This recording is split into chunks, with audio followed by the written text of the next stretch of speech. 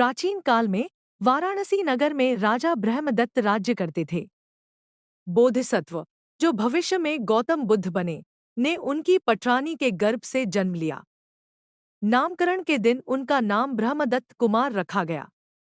बड़े होकर उन्होंने तक्षशिला में जाकर शिक्षा प्राप्त की और तीनों वेदों तथा 18 कलाओं में कुशलता प्राप्त की। राजा ने उन्हें युवराज, उपराज बना दिया।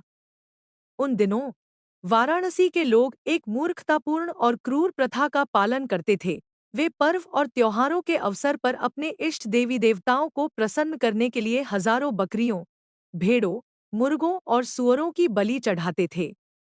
यह देखकर युवराज ब्रह्मदत्त कुमार, बोधिसत्व, को बहुत दुख हुआ।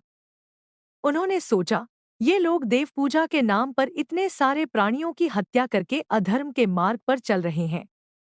जब मैं राजा बनूंगा, तब एक ऐसा उपाय करूंगा जिससे यह क्रूर प्रथा भी समाप्त हो जाए और लोगों को अपनी कोई हानि भी न जान पड़े। योजना का आरंभ। इस संकल्प के साथ युवराज ब्रह्मदत्त कुमार एक दिन रथ पर सवार होकर नगर से बाहर निकले। मार्ग में उन्होंने एक विशाल वट वृक्ष देखा, जिसके पास बहुत से लोग एकत्र थे।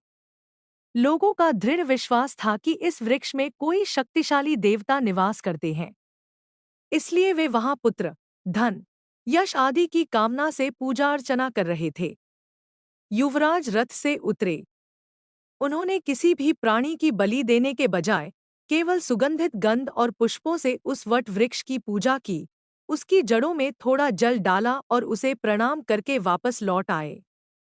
वह समय समय पर ऐसा ही करते रहे, जैसे कि वह सच्चे देवभक्त हों। राज्याभिषेक और दुर्मेध, मूर्ख प्रथा को समाप्त करना। समय के साथ राजा ब्रह्मदत्त की मृत्यु हो गई और युवराज ब्रह्मदत्त कुमार राजा बने।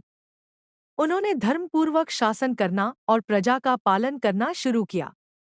एक दिन उन्होंने अपने मंत्रियों, विद्वान ब्राह्मणों और साधारण गृहस्थों को एकत्र किया और उनसे पूछा, क्या आप लोगों को याद है कि मैं एक विशिष्ट वट वृक्ष की पूजा केवल गंध और पुष्पों से किया करता था? सभी ने कहा, हाँ महाराज, हम यह अक्सर देखते थे।